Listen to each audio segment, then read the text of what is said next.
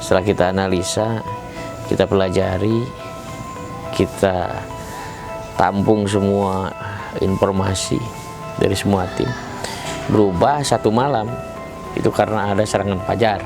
Ada jam 11 malam yang mengetuk pintu, jam 3 malam, ada yang subuh, setelah sholat subuh, itu semua berubah.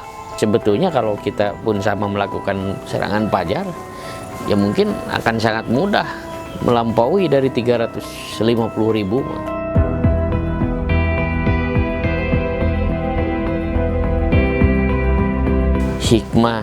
Hikmahnya sebetulnya banyak. Cuma kalau dirinci secara satu persatu itu mungkin agak panjang. Cuma yang saya garis bawahi, ini pilkada yang baru saja berlalu, saya merasa jadi ada satu permainan yang mungkin saya lewatkan.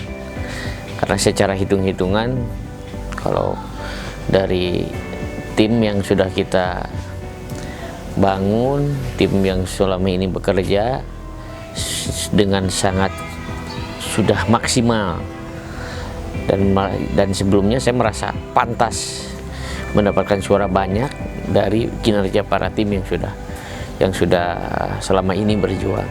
Cuma ya disayangkan, kurang lebih di hitungan beberapa jam, beberapa hari sebelum pemilihan semuanya berubah total dari apa yang kita pantau selama ini. Berdasarkan informasi dari 3.000 lebih tim yang ada di tingkat TPS, setelah kita analisa, kita pelajari, kita tampung semua informasi dari semua tim, berubah satu malam itu karena ada serangan fajar. Kenapa saya bilang ada serangan fajar? Ya karena banyak sekali bukti yang kita dapatkan dari apa yang terjadi di seluruh TPS. Ini kan kita ada metode Daloka, datangi, lobby, catat. Dari 3.740 tim TPS itu yang bertetanggaan dengan warga pemilih, itu semua melakukan pendataan melalui Daloka tersebut atau datangi, kemudian lobby, dalam hal ini membangun komitmen dengan para pemilih, kemudian catat. Nah, kita sudah melakukan pencatatan tersebut di 2 minggu sebelum pemilihan, itu sudah 275.000 pemilih.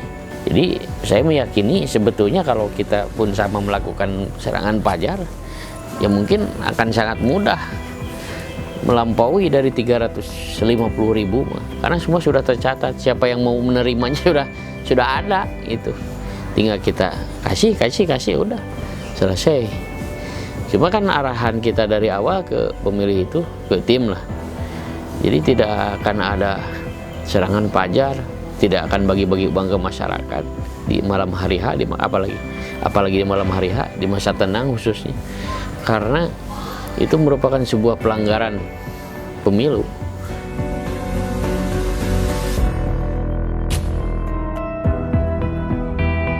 Sebetulnya untuk saat ini saya rasa kalau dilaporkan telat mungkin ya, karena pleno juga sudah baru kemarin dilaksanakan. Dan kalaupun kejaran kita itu apa sebetulnya, kalau kejaran suara kita sudah tidak bisa mengejar lagi. Itu kalaupun kita laporkan ya berbuntut riweuh lah, sibuk lagi, sementara untuk menaikkan angka suara itu sangat jauh sekali. Jadi saya rasa udahlah, kalau misalnya hanya berbeda tipis mungkin saya kejar gitu. Kalau ini kan jauh sekali, di atas hampir 200 ribuan kan, lebihnya itu 200 ribuan, 200 ribu lebih lah jumplangnya antara suara kita dengan suara yang yang menang lah itu. Jadi kalau saya pikir kalau ini kita kejar, kita laporkan, keuntungan buat saya apa itu, apakah bisa menggagalkan semua calon, kemudian saya dinyatakan sebagai pemenang karena bersih, tidak ada pelanggaran apapun, termasuk serangan fajar yang paling berpengaruh tentunya. Tidak, kita mengeluarkan biaya operasional itu 2 hari menjelang pemilihan. Itu pun untuk operasional tim, bukan untuk masyarakat, untuk dibagikan misalnya ke masyarakat, tidak. Gitu. Sementara terjadi pada kenyataannya ketika di masyarakat ada jam 11 malam yang mengetuk pintu, jam 3 malam, ada yang subuh, setelah sholat subuh, itu semua berubah.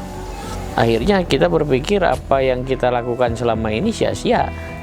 Kita memberikan tanda mata di masyarakat sebagai bentuk sosial kita, kenang-kenangan atau apa, memberikan pemanfaatan atau apa, memberikan sesuatu yang bermanfaat di masyarakat pun sirna. Itu tidak ada artinya. Kita silaturahmi ke sana kemari, hampir sehari lebih dari 7 titik, paling sedikit 6 titik. Sehari silaturahmi dengan tokoh, dengan berbagai macam unsur. Itu ternyata tidak berpengaruh. Mungkin karena perekonomian khususnya di Kabupaten Tasikmalaya ini sedang kurang baik gitu, karena ada dampak dari corona lah.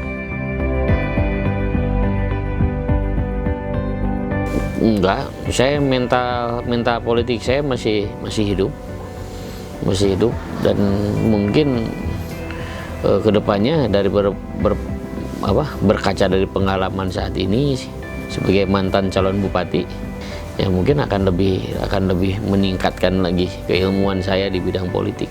Tidak ada kapok lah, apalagi usia saya kan masih dikatakan masih muda gitu, masih banyak kesempatan. Walaupun sekarang ada usia 35 tahun, mungkin 40 tahun, 45, 50 tuh kan masih kadang ada 3 kali 4 kali pemilihan lagi. Mungkin kalau usia saya masih panjang masih sempat. Tapi untuk saat ini mental nyali politik saya masih ada, tidak punah begitu saja. Cuma saat ini kan saya harus fokus dulu membangun dulu ini usaha bisnis saya jalankan lagi yang selama ini terbengkalai. Saya jalankan lagi, kemudian di pondok pesantren juga saya fokus lagi membangun pondok pesantren, mengumpulkan lagi hasil-hasil dari perusahaan nanti mulai bulan Januari lah insya Allah. Itu nanti mencari perbekalan untuk nanti berpesta demokrasi lagi. Apakah nanti di pileg dulu, apakah nanti di pilkada, itu. Yang penting kan tim dan jaringan kita se-Kabupaten Tasikmalaya kan tidak terputus. Dan tidak ada pembubaran, mau kalah mau menang tidak dibubarkan, tim itu harus terjalin semua silaturahmi. Saat ini setelah pilkada selesai, silaturahmi antar tim sudah selesai, nah, saya kembali lagi beraktivitas. Pertama mengurus pondok pesantren, dalam hal ini mengurus infrastruktur dan pembangunan pondok pesantren sebagai perjuangan. Kemudian membangun juga bisnis-bisnis saya yang sudah terbengkalai. Kemarin saya bangun kembali. Pokoknya bagaimana caranya saya dalam beberapa tahun ke depan mengumpulkan bekal yang sangat besar lah. Tak kala nanti ke depannya barangkali saya ada niatan kembali itu. Jadi pertama mengurus pondok pesantren, kedua membangun perekonomian pribadi saya. Bagaimana caranya membangun, mengumpulkan pundi-pundi lah untuk bekal nanti ke depan. Barangkali nanti saya ada niat apapun itulah niat nanti ke depan.